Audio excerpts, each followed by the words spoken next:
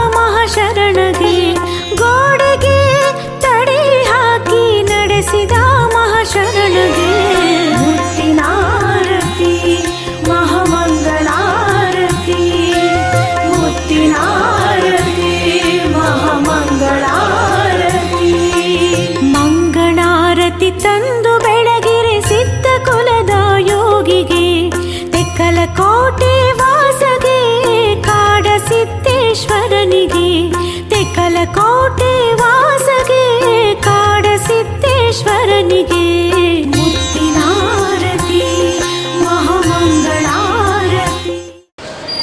ನಮ್ಮ ದೇಶದ ನಮ್ಮ ನಾಡಿನ ಬಹುದೊಡ್ಡ ಸಂಪತ್ತು ಅಂದರೆ ವಿದ್ಯೆ.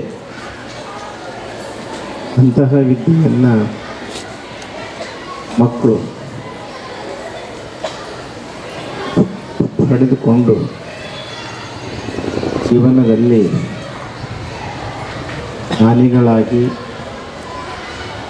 ಮಹಾನುಭಾವರಾಗಿ ಜೀವನವನ್ನು ರೂಪಿಸ್ಕೊಳ್ಬೇಕು. ವಿದ್ಯೆಗೆ ಪಾಂಡಿತ್ಯಕ್ಕೆ ಬಹುದೊಡ್ಡ ಹೆಸರು ಇದೆ, ಅಧಿಕಾರ ಇದೆ. ಸಂಸ್ಕೃತದಲ್ಲಿ ಒಂದು ಮಾತು ಬರ್ತದೆ, ವಿದ್ವತ್ವಂಚ ನೃಪತ್ವಂಚ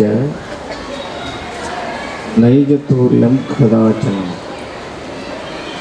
ಸ್ವದೇಶೇ ಪೂಜ್ಯತೆ ರಾಜ, ವಿದ್ವಾನ್ ಸರ್ವತ್ರ ಪೂಜ್ಯತೆ.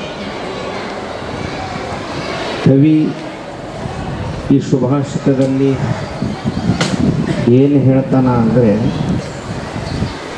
ಒಬ್ಬ ವಿದ್ಯಾವಂತನನ್ನು,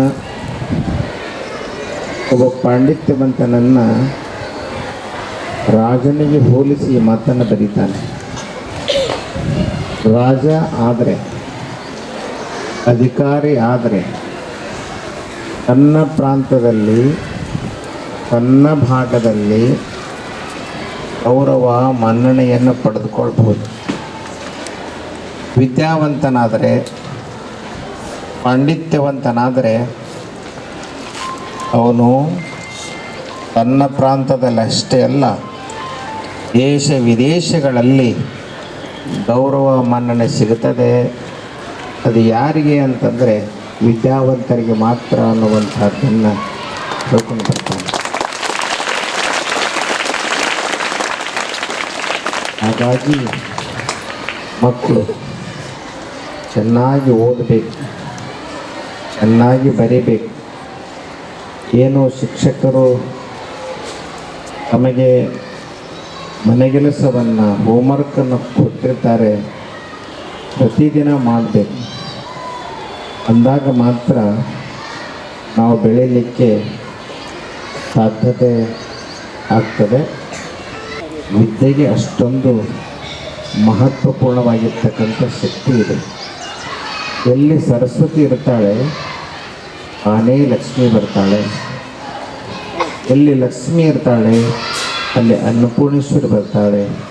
ವಿದ್ಯೆಯಿಂದ ಎಲ್ಲ ಸಂಪತ್ತನ್ನು ಕಾಣಬಹುದು ಅನ್ನುವಂಥ ಮಾತನ್ನು ಈ ಪ್ರಸಂಗದಲ್ಲಿ ಹೇಳಿ, ನಾವು ಮಕ್ಕಳಾದವರು ವಿದ್ಯೆಯ ಜೊತೆಗೆ ವಿನಯ, ಸಂಸ್ಕಾರ, ಒಳ್ಳೆಯ ಆಲೋಚನೆಗಳನ್ನು ಬೆಳೆಸಿಕೊಂಡು ಬದುಕುವಂಥ ಪ್ರಯತ್ನವನ್ನು ಮಾಡಬೇಕು ಅನ್ನುವಂಥ ಮಾತನ್ನು ಈ ಪ್ರಸಂಗದಲ್ಲಿ ಹೇಳಿ, ಈ ಸಂಸ್ಥೆಯಲ್ಲಿ ಕೆಲಸ ಮಾಡತಕ್ಕಂಥ ಶಿಕ್ಷಕರಿಗೆ ಒಳ್ಳೆಯದಾಗಲಿ ಅನ್ನುವಂಥ ಮಾತನ್ನು ಹೇಳಿ ನನ್ನೆರಡು ಮಾತುಗಳಿಗೆ ವಿರಾಮ ನೀಡ್ತೀನಿ.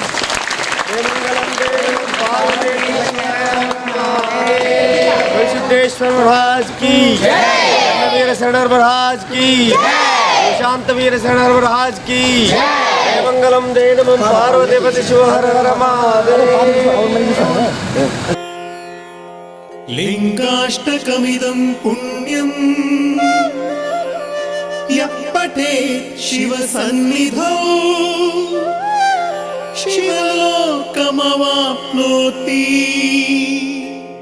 शिवेन सह मोदते.